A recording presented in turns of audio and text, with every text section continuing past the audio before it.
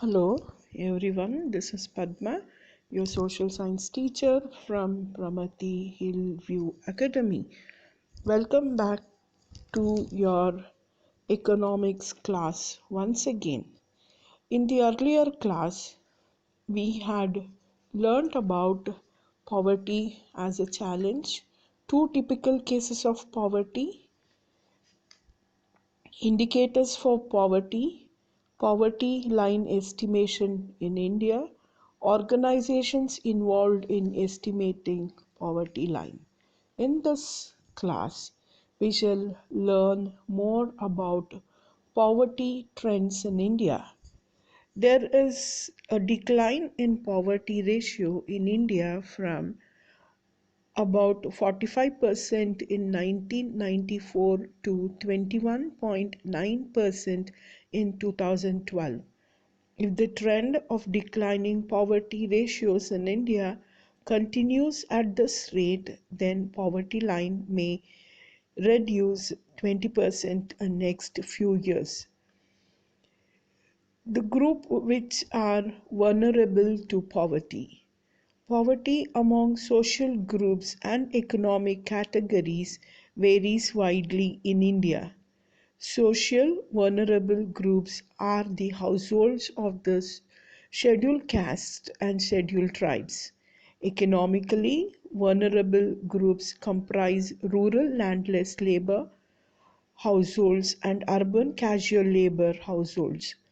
However, during the last few years, all these groups except the scheduled tribes group have witnessed a decline in poverty. There is a great difference within the poor families. It is observed that female infants, women, and elderly members are not given equal access to resources available to the family. So they are also called poorest of the poor. A story of Shivaraman.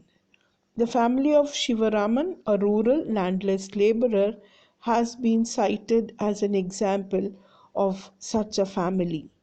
There are 8 members in the family, and both he and his wife work. His children do not attend school due to poverty. Only his son gets milk sometimes, and they find difficult in managing even 2 meals in a day. The story portrays the sufferings of Shivaraman, who works as an agriculture laborer, that too for just 5 to 6 months in a year. The sufferings and inequality within the family for women and children are even more. Girls are not sent to school and not even given milk to drink, while the youngest child, who is a son, gets milk to drink sometimes, and his parents also plan for his education. Interstate disparities. The proportion of poor people is not the same in every state. Recent estimates show while the All India CHR was 21.9% in 2011 and 12, states like Madhya Pradesh, Assam, Uttar Pradesh, Bihar, and Orissa had all India poverty level. Bihar and Odisha continue to be the two poorest states with poverty ratio of 33.7% and 37.6% respectively. Alongside with poverty, urban poverty is also high in Odisha, Madhya Pradesh, Bihar and Uttar Pradesh. In states like Kerala, Jammu Kashmir, Andhra Pradesh, Tamil Nadu, Gujarat, West Bengal, there is significant decline in poverty. The states successfully in reducing poverty has adopted different methods for doing so. Few examples: Punjab and Haryana had high agricultural rates due to the effective uh, implementation of the Green Revolution. Kerala has developed its human resources by investing more in education. West Bengal has reduced poverty by implementing land reforms. Public distribution of food grains and subsidized prices in Andhra Pradesh and Tamil Nadu has helped in poverty reduction.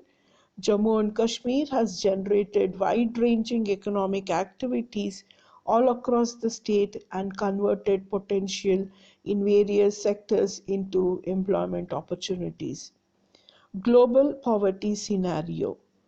Although extreme economic poverty has reduced in the world from 43% in 1990 to 22% in 2008, as per the World Bank report, still there are vast regional differences. Few are stated below. The proportion of people living under poverty in different countries is defined by the International Poverty Line. In Southeast Asia and China, there is decline in poverty due to rapid economic growth and massive investment in human resource development. In Latin America and Caribbean islands, poverty ratio has not changed significantly since 1981. In sub-Saharan Africa, poverty has increased since 1981 due to successive droughts and other reasons. However, it has declined from 51% in 1981 to 47% in 2008. What are the causes for poverty? Poverty continues in India of various reasons. These are: historically, there was low level of economic development under the British colonial administration before 1947. They discouraged traditional handicrafts and also industrial development, reducing job opportunities and income growth. Low level of economic development persisted for many years after independence, and due to population increase, per capita growth was low, increasing poverty. The Green Revolution improved opportunities in agriculture only in certain areas of the country. The growth is in population increased the number of job seekers who had to be content with low paying jobs in urban areas, leading to poverty spreading to towns and cities. Socio-cultural and economic factors led to extra expenditure, which ultimately increased poverty. There is unequal distribution of land and other resources. That is why there are large income inequalities also. Land reforms have not been properly implemented, and lack of adequate land resources is also a reason for many people to be poor. Small farmers borrow money for seeds, fertilizers and pesticides, etc., and later on fall to pay land fall to pay the loans, and they could be in debt trap. This high level of indebtedness in both the case is the cause and which affects to poverty. Anti-poverty measures. Removal of poverty has been one of the major objectives of Indian developmental strategies. The current anti-poverty strategies of the government is based on following two objects. The first one, promotion of economic growth. The government has promoted economic growth during the last few years. Economic growth was low till 1980s but has increased significantly since then, causing significant poverty reduction. The high economic growth helps in significant reduction of poverty. There is strong linkage between economic growth and poverty reduction. Economic growth widens opportunities and provides the resources needed to invest in human development. High economic growth encourages people to send their children to schools and give them better education, which leads to investment on education. The poor may not take direct advantage of economic growth. Due to lack of growth in agricultural sector, large number of people remain poor in rural areas. Targeted anti-poverty programs. The government introduced targeted anti-poverty programs starting from 1990.